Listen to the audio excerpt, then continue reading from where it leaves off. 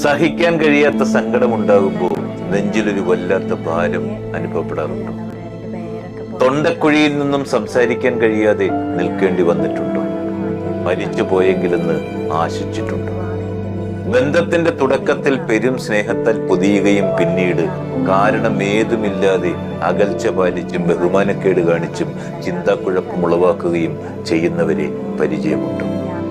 ആരുടെ മുമ്പിലും നമ്മുടെ സന്തോഷങ്ങളെ പണയം വെക്കാതിരിക്കുക.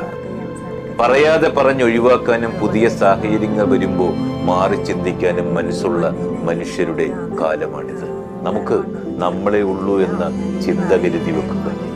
യാചിച്ചു കിട്ടുന്ന സ്നേഹത്തിനും ബന്ധത്തിനും മുതിരാതിരിക്കുക. അജ്ഞാതമായ ഇടങ്ങളിലേക്കുള്ള അതിസാഹസികമായ ഒരു യാത്രയാണെന്ന് ജീവിതം. വഴി തെളിക്കുന്നവരെക്കാൾ വഴി മുടക്കുന്നവരാകും ജീവിതത്തിൽ കണ്ടുമുട്ടുന്നതിൽ ഏറെ.